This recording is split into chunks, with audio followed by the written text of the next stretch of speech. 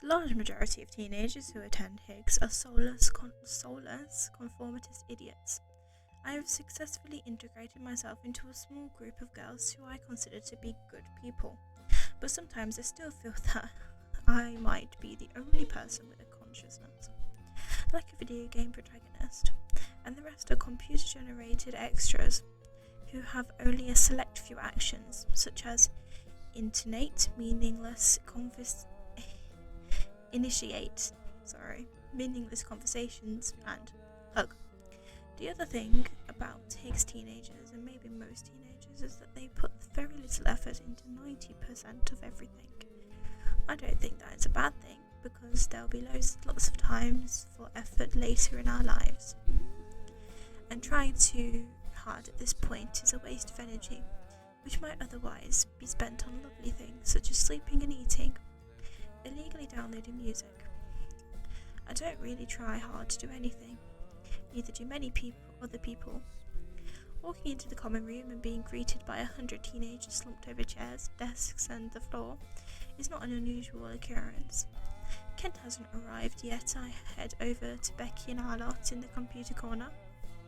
They seem to be having a conversation about whether Michael Sarah is actually attractive or not. Tori, Becky taps me repeatedly on the arm. You can back me up on this. You've seen Juno, right? Yeah? You think he's cute, right? She slaps her hands against her cheeks, and her eyes kind of roll backwards. Awkward boys are the hottest, aren't they? I place my hands on her shoulders. Stay calm, Rebecca. Not everyone loves Sarah like you do. She starts to babble on about Scott Pilgrim versus the world. I'm not really listening. Michael Cera is not the Michael I'm thinking about. I somehow excuse myself from the discussion and begin to patrol the common room. Yes, that's it. I'm looking for Michael Holden. At this point, I'm not really sure why I'm looking for him. As I have probably already implied, I do not get interested in very many things, particularly not people. But it irritates me when someone thinks they can start a conversation and then just get up and leave. It's rude, you know? I pass all the common room cliches. Cliches are a very High School Musical concept. I don't know if I'm saying that right. But the reasons they are so cliched is because they really do exist. In a predominantly all-girls school, you can pretty much expect each year to be divided into three main categories. 1. Popular girls who hang out with the cool boys from the boys' school and who use fake IDs to get into clubs. They seem to want to be either very nice to you or very horrible to you, and which one they go for is all down to the various things that are completely out of your control. Very intimidating. 2. Girls who are perfectly happy to be nerdy and uncool as they like, which some people interpret as weird, but I sort of admire, because they truly do not give a shit about what people think of them. So they just enjoy their niche hobbies, and get on with their lives. Good for them. So-called normal girls. Or the people who are somewhere between these two groups, I guess, which probably means they've repressed their actual personalities to fit in, and once they leave school, they'll have a giant awakening and actually become interesting people. School is hell. I'm not saying that everyone fits into these groups. I love that there are exceptions, because I hate that these groups exist. I mean, I don't know where I'd go. I suppose I'd be group 3, because that's definitely what our lot are. Then again, I don't really feel similar to anyone from our lot. I don't feel very similar to anyone at all. I circle the room 3 or 4 times before concluding that he's not here. Whatever. Maybe I just imagined Michael Holden. It's not like I care anyway. I go back to our lot's corner, slump on a chair at Becky's feet and close my eyes. The common room door swings open as Mr. Kent, deputy head, strides into the crowd, followed by his usual pose, Miss Strazer, who can only be 5 years older than us, maximum. and our head girl Zelda. I'm not even joking. Her name is really that fantastic. Kent is a sharp-angled sort of man.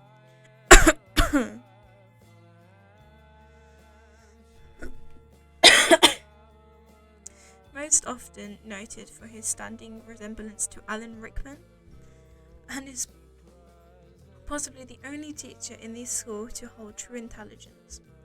He is also my English teacher, and has been for over 5 years, so we actually know each other fairly well. That's probably a bit weird.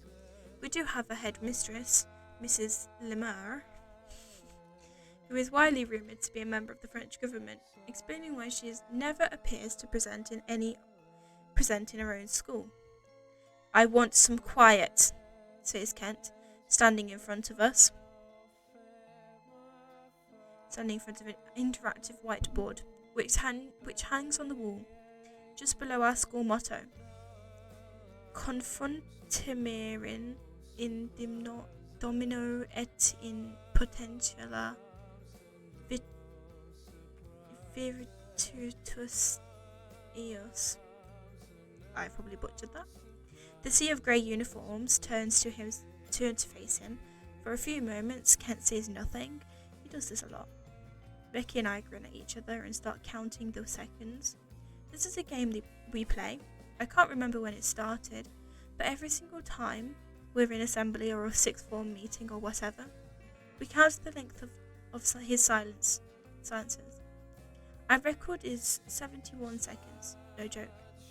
When we hit 12 and Kent opens his mouth to speak, music begins to play out of the tannoy. It's a Darth Vader theme from Star Wars. An instant's uneasiness soars over the sixth form.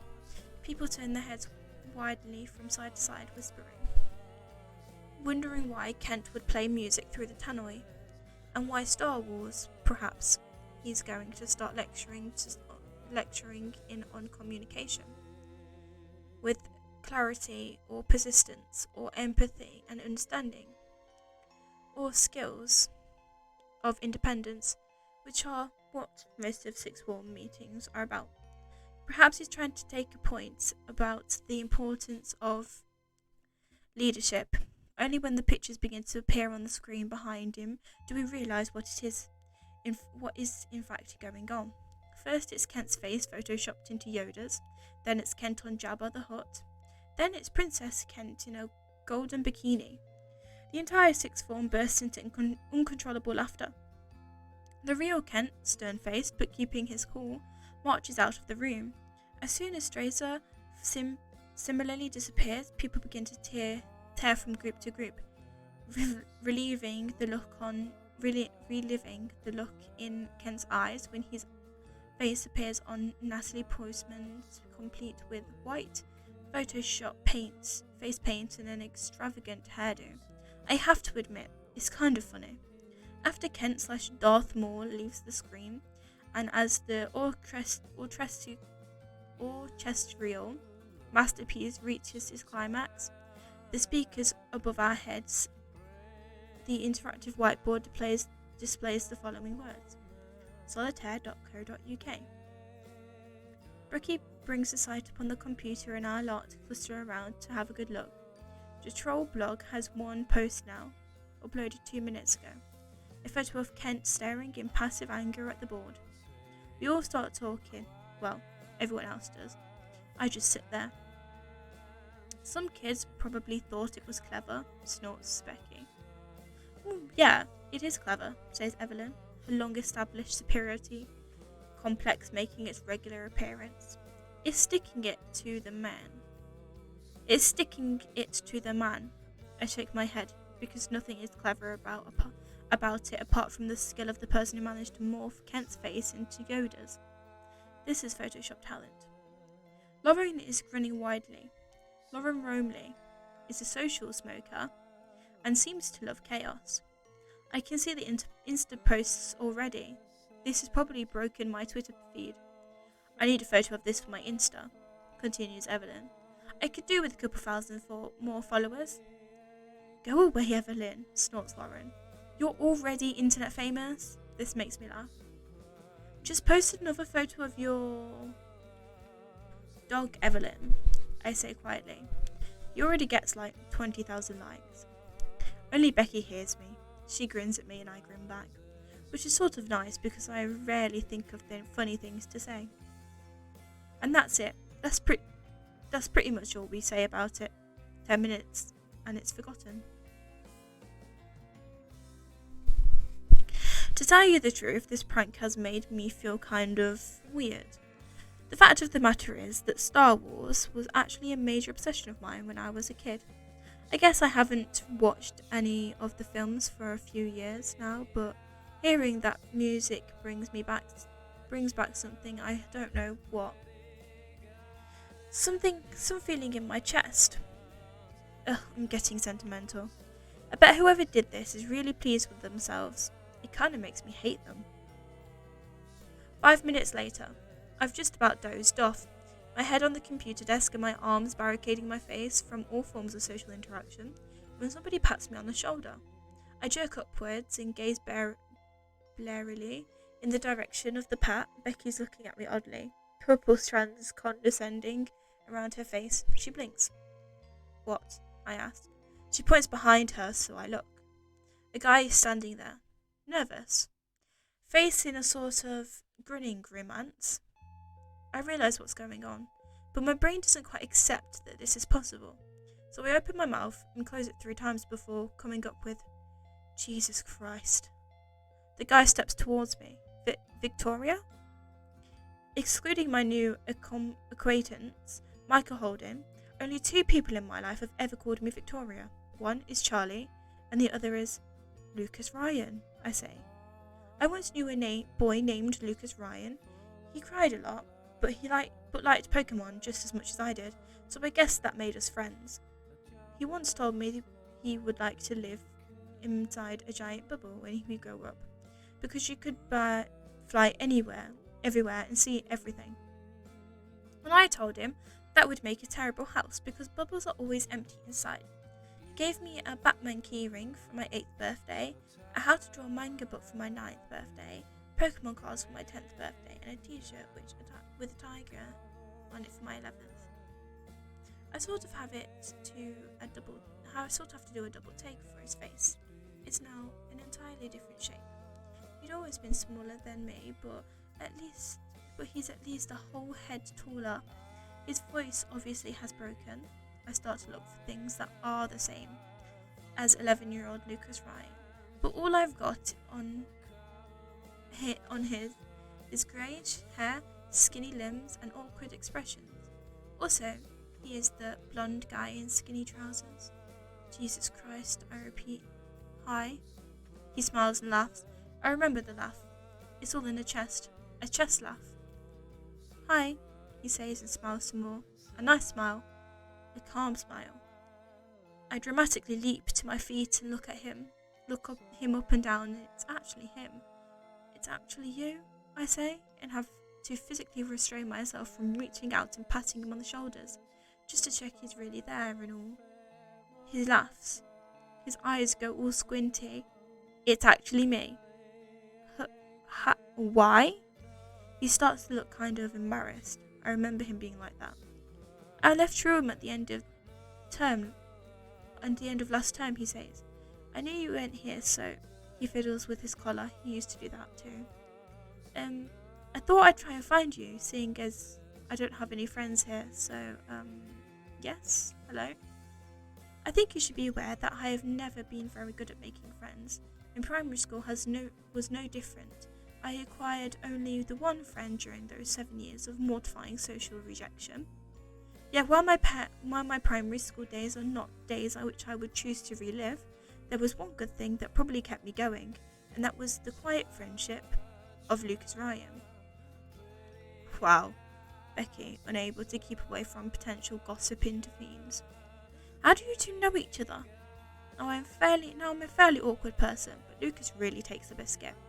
He turns to Becky and goes all red again, and I almost feel embarrassed for him. Primary school, I say. We were best friends. Becky's shaped eyebrows soar. No way! She looks at both of us once more before focusing on Lucas. Well, I guess I'm your replacement. I'm Becky. She gestures around. Welcome to the land of oppression. Lucas, in a mouse voice, manages. I'm Lucas. He turns back to me. We should catch up, he says. Is this what friendship reborn feels like? Yes, I say. The shock is draining my vocabulary. Yes. People have started to give up on the sixth form meeting as it's the start of period 1 and no teachers have returned. Lucas nods at me. I don't really want to be late for my first lesson or anything. This whole day is going to be kind of embarrassing as it is. But I'll talk to you sometime, yeah? I'll find you on Facebook. Vicky stares in relatively severe disbelief as Lucas wanders away and grabs me firmly by the shoulders. Tori just talked to a boy. No. Tori just had a conversation by herself. I think I'm going to cry. There. I pat her on the shoulder. Be strong. You'll get through this. I'm extremely proud of you. I feel like a proud mom. I snort. I can hold conversations by myself. What do you call this? I am the only exception. With everyone else, you're about as sociable as a cardboard box. Maybe I am a cardboard box. We both laugh. It's funny because it's true. I say, and I laugh again. On the outside, at least. Ha, ha, ha.